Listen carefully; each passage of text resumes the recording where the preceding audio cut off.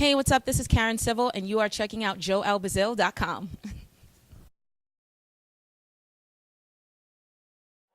So I'm here with the one and only, the lovely Miss Catherine Bruton. How's it going? You know what? Good. Late night last night, I had an award show, the Gospel Award Show. Yes. Great show, by the way. Oh my God! Like when I tell you, I'm so proud that I got to do it in Atlanta, but also just really, the performances were extraordinary. What was the highlight of the night for you? Leandra laid the folks out, and I mean, you can never like. You always have a show where there's a moment. She was the moment, but all the performances were extraordinary. I'm so proud. And being a powerful African-American woman, what does it feel like to be honored tonight? You know what? I'm always so humbled by the fact that people really even pay attention to what I do. I don't do it for a platform. I do it because God has given me this gift. And so when people acknowledge that, it's very humbling. I really never take any of it for granted. And there's so much young women that's actually following your footsteps. What advice would you give them? Find your purpose. Once you really understand what you were put here to do, God will always orchestrate your move to be great. And my desire was always to be a humble servant, but to be great at whatever I did in my life. Thank you so much. So I'm here with the lady of the night, Miss Yandy Smith. How are you doing? Lady of the night. There's Whoa, 50. I know. There's 50 ladies of this evening. But You're my lady of the night. oh, I appreciate that. Thank you. You're very welcome. much. So what does being honored mean to you tonight?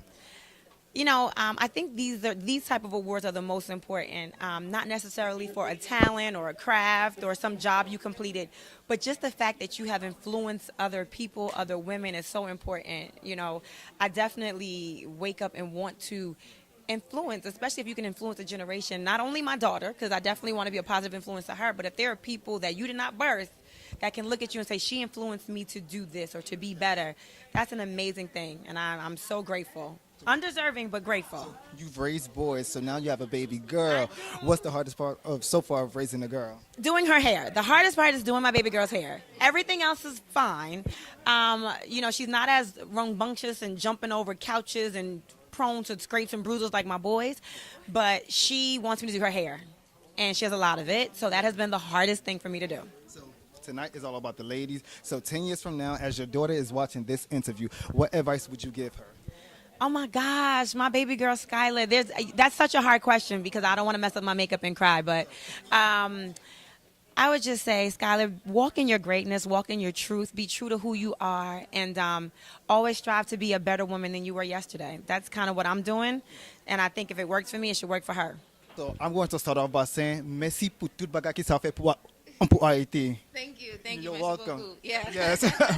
So, being a powerful black woman in the entertainment industry, tell us what obstacles that you have to go through to make it where you're at right now. I mean, it's you just said it, being a black woman in this industry. You know, this is a male-dominated industry, and you know, I don't even want to say society. A lot of your peers don't expect, you know, certain ideas and certain things to be coming out of your mouth, or expect you to do these things. And, you know, you're supposed to portray yourself, you know, as a lady or a woman in certain people's mind is like, you know, be quiet. Sit at the end of the table. I'm like, nope, I'm sitting at the top. I'm going to do the work. I'm going to be here. I'm going to have an opinion. I'm going to put in more, as much or even more than my counterpart. So it's just like, yeah, I'm going to be part of this club, so give me an application, whether you like it or not. So many things going on. What's next for the Karen Civil brand? Just continuing to expand the Live Civil brand. I'm really excited about it, continuing to work with Hillary Clinton. I have another book coming out, so I'm really excited about it. So, yeah. And where can your viewers find you? On KarenCivil.com with everything. Yeah. So I'm with Miss Frost, and let me say, white never looks so good. You're welcome. So, can we get a 360? Sure. A superwoman with a cape. You know. So, press. You've been very successful with it. So you went from the online store now an actual boutique. So what's the hardest part having an actual physical store? Physical location. You know, it's just, you know, we're open every single day except Christmas and Easter.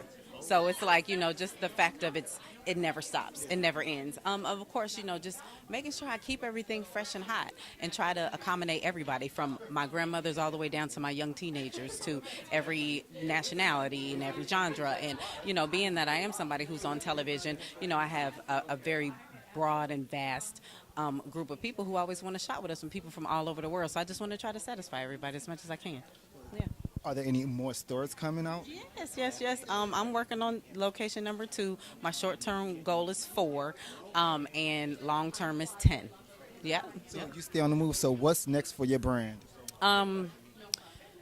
Digging more with my cosmetic line. I've had Poise Cosmetics for 3.5 years now. So I'm launching some new products, expanding that line. I have some health and fitness stuff that I'm working on. And just stepping into into my fashion lane a whole lot more with developing my own brands. Yep. I tell you, you're doing a great job at it. And thank you so much, okay? Thank you. All right.